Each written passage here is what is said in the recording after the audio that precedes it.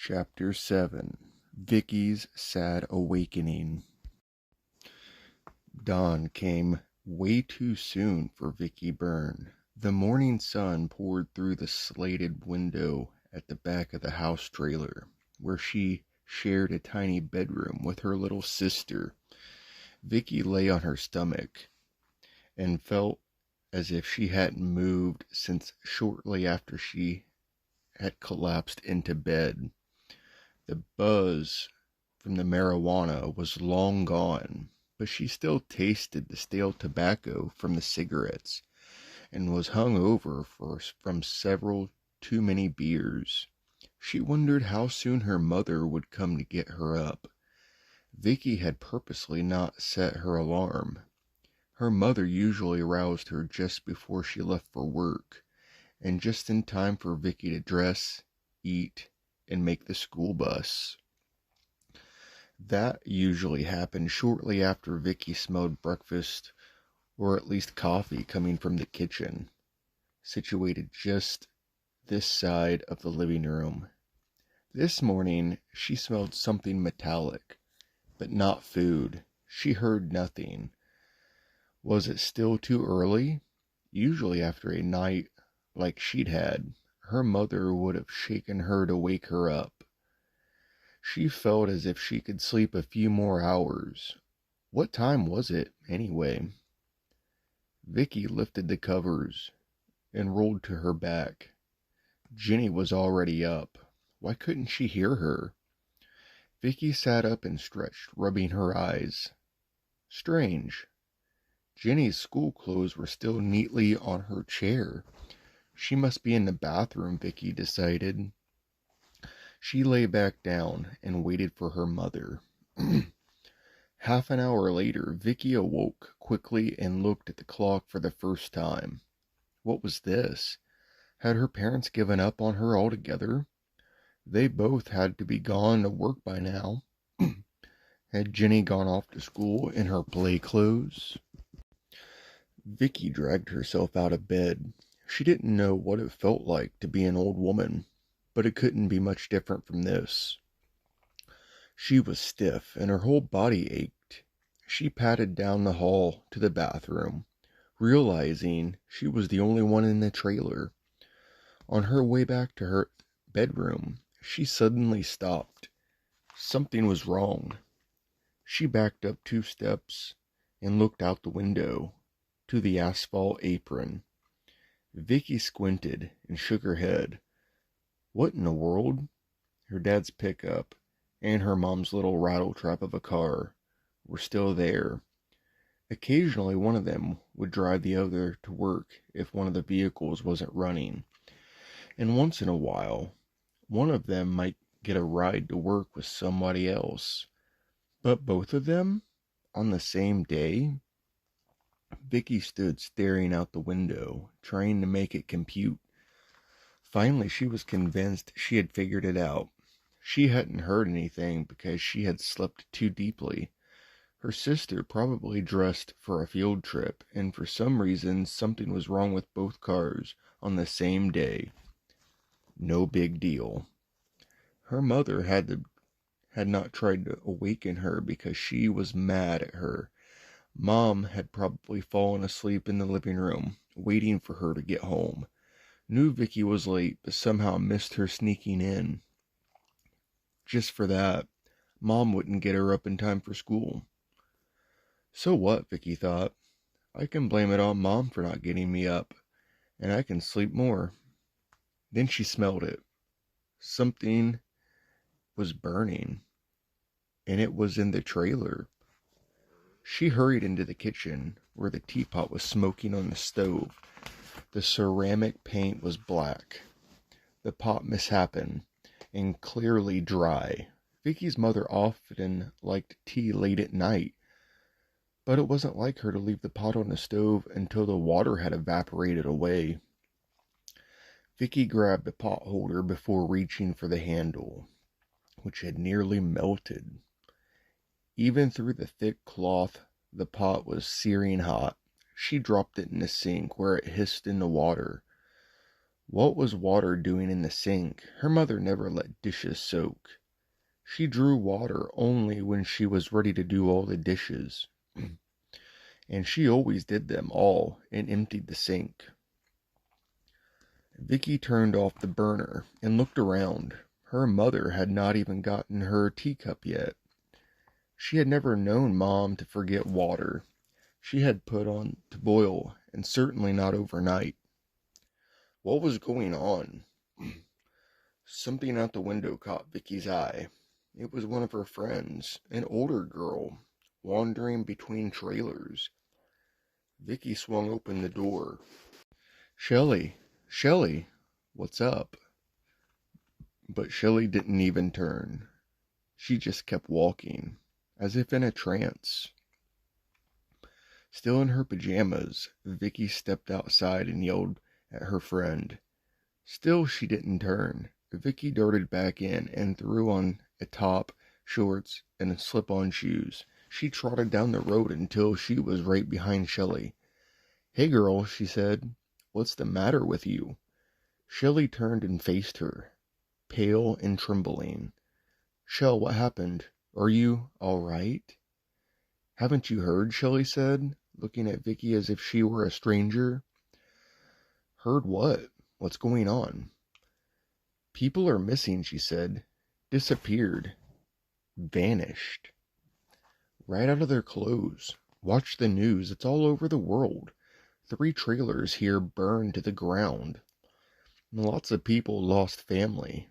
Mrs. Johnson vanished last night driving her husband home from the bus stop. He couldn't grab the wheel in time, and the car hit a tree. He's hurt real bad." "Shelley, are you high? Drunk? In your sleep? What?" Shelley turned and walked away. Vicky called after her, but Shelley didn't respond. Vicky looked down the road to the cluster of trailers at the end of her area. People milled about talking. Were all these people off work? She stepped off the road as a fire truck left the area. Could Shelley be right? Vicky hurried back to her trailer and stood on the top step to survey the area. She saw 2 trailers that were now just charred remains. One was smoke still rising. People held each other, crying. She didn't want to go back inside, afraid of what she might find, but she had to. She pulled the door closed behind her as she stepped back into the living room. Where was the remote? Her mother didn't like late-night TV. She would have stayed up reading. For the first time, Vicky looked at the chair where her mother would have been waiting for her the night before. Her mother's slippers were on the floor in front of the chair. Curlers and hairpins were strewn about as if they had been dropped. Her mother's flannel nightie and thin robe were draped over the chair. Her Bible appeared to have fallen, hit the chair, and flipped over, landing page side down on the floor, forming a little black tent. What was that in the middle of the chair? Atop her nightclothes. Vicky slowly moved closer. It was her mother's dental plate, the metal bridge with a porcelain tooth she had was so self-conscious about.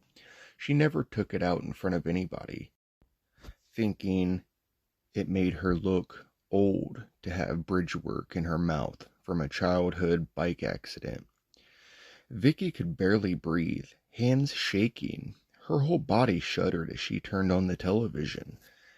"These grisly scenes from around the world," the announcer was saying, "evidence of the mass disappearance that occurred in every country at approximately midnight Eastern Standard Time."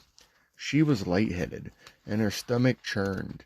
This had to be a dream. She felt her way to a chair, unable to take her eyes from the screen. She pinched her arm and winched. No dream. Here again, the newsman said, is one of the strangest images we have received from the phenomena no one can explain. This video was shot by the uncle of a soccer player at a missionary boarding school in Indonesia. Watch as the players race down the field in slow motion. Now watch as all but one player disappears. Their uniforms float to the ground as the ball bounds away. At the sole remaining player stops and stares in horror. Watch as the cameraman keeps the video rolling and turns from side to side, showing he is one of the few adults remaining, the rest having also disappeared right out of their clothes. Vicki heard a throaty moan and realized it was her own. As the TV drowned on, a bizarre image came from everywhere. She made her way to her parents' bedroom. Her father's leather necklace, the one that so embarrassed her, lay on his pillow. The necklace had the initials WWJD carved into it, which her father proudly told her reminded him that in every situation he was to ask himself, what would Jesus do? An empty drinking glass lay on the bed in a drying circle of water. Dad liked a glass of ice water in bed almost every night. Vicki forced herself to squeeze between the foot of the bed and the wall and moved to her dad's side of the bed. She pulled the covers back, revealing his t-shirt and boxers, the only things he had ever worn to bed. Where were her mom and dad? Where could they be? What had happened to everyone? What could she do? Had Jenny discovered them missing? And if she had, why hadn't she awakened Vicki? Oh no, she thought. Not Jenny too. Vicki scrambled over her parents' bed and headed down the hall to her and Jenny's room. A sob rose in her throat, and she felt dizzy. She whipped the covers off Jenny's bed and saw Jenny's goofy little kangaroo pajamas. What was she going to do? Where could she go? She had been so awful to her parents, and now they were gone. Vanished. Would they be back? Why them, and not me? And suddenly it hit her. Was it possible? Could it be? Had they been right? Had she been as stubborn and stupid as a person could be? Had she seen the dramatic changes in their lives and still not believed any of the God stuff? Had they gone to heaven and left her behind? Vicki moved to the phone and speed dialed her brother in Michigan. I'm sorry, she heard. All circuits are busy now. Please try your call again later. Vicki pulled up a chair and hit the redial button 100 times in a row, crying, but trying to keep from becoming hysterical. How close had she come to being burned up in a fire just like one that had cost her neighbors their trailer? The TV showed picture after picture of huge chain reaction car crashes, plane crashes, ships running aground. There were reports of suicides, including the only soccer player who had been left out on that field in Indonesia. Others had been killed in accidents caused by drivers disappearing. Finally, Vicki's call got through. She nearly lost control when her brother's phone rang 4 times and the answering machine picked up. She waded through the message and then pleaded with him in tears to answer. Eddie, are you there? It's Vicki. Please pick up if you're there. Please be there, Eddie. Please. Someone came on the line. Vicki? Eddie? No, this is Bud. Vicki knew the name but had never met Eddie's roommate. Is Eddie there? Oh no, he's not. Have you seen what's going on, Bud? Who hasn't, kid? Then you know what I want to know. Are you sure, Vicki? I could just as easily tell you I have no idea where he is, just that he's not here. Vicki sobbed. That isn't true, is it? You found his clothes or something? Didn't you? He disappeared along with all the other people, didn't he? You'd better let me talk to your mom or dad. Bub, they're not here. They're gone. Right out of their clothes. My little sister, too. Now tell me about Eddie. Okay, listen, honey. I didn't see this myself, all right? This is all secondhand. But Eddie was working second shift last night, 3 in the afternoon to 11. I was off, and we were going to meet at an all-night diner at midnight. I waited for him for about 20 minutes, and I never knew him to be late for a meal. I called the plant, and they said he had left there at about 11:30. Wait, Vicki said. What time is it there now? We're on Eastern time, sweetie. An hour ahead of you. Oh, and please quit calling me little girl names. I'm 14. Sorry, Vicki. The picture Eddie showed me must have been when you were little. He showed you a picture of me? He bragged on you all the time. So anyway, a guy comes in the diner who knows us, and he asks me, am I waiting for Eddie? I say, yeah, and he says, Eddie was in a wreck a couple miles up the road. I asked him, is Eddie all right? And he says they couldn't find him. All his clothes and stuff were in the car, but he was gone. Vicki was crying. The guy tells the diner guy to get the TV on, that people have disappeared all over the world.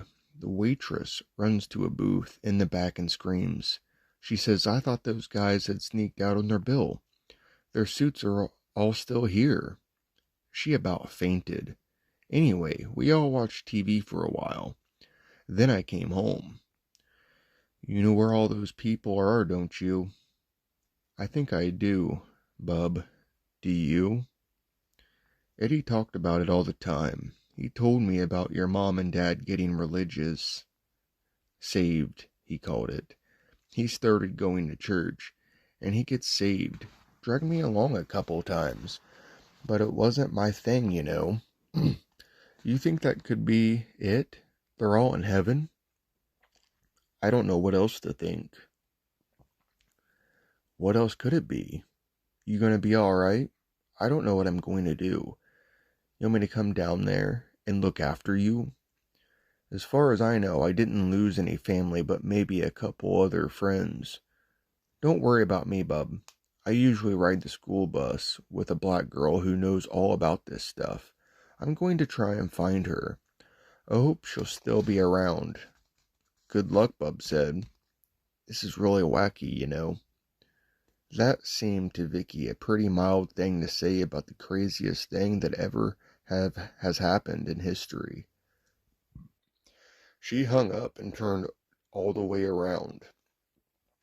From where she stood, she could see her mother's bedclothes in the chair, her father's t-shirt in the bed, and the door to her and Jenny's bedroom down the hall. Vicki didn't know what to think. Part of her was glad her family was right. She wouldn't wish her own feelings on anyone, especially on people she loved. Loved. Yes. She realized she loved them. Each of them. All of them. She only hoped they were in heaven. It wasn't like they were dead, but they might as well have been. She had become an orphan overnight. And all of a sudden, those so-called friends of hers, the wastoids who hid from their feelings and their problems behind a buzz of booze and pot, didn't interest her in the least. The girl she wanted to find, she often sat with on the bus, the one who had tried to explain to her what had happened to Vicki's parents when they got saved. Vicki looked at the phone. There were dozens of Washingtons, and she didn't know Clarice's father's name. She dialed every Washington whose name began with an A or a B, and about half of them whose names began with a C. But none knew a Clarice Washington. Then she remembered Clarice had said her mother worked at Global Weekly magazine. Vicki looked up the number, and dialed. She was told Mrs. Washington was not in yet, and that no, they could not give out her home number. Is it an emergency, young lady? It sort of is, Vicki said. I'm a friend of her daughter, Clarice, and I need to talk to her. The woman at the magazine told Vicki she would call the Washington home and pass on her message. "I'm sure she'll call you," the woman said.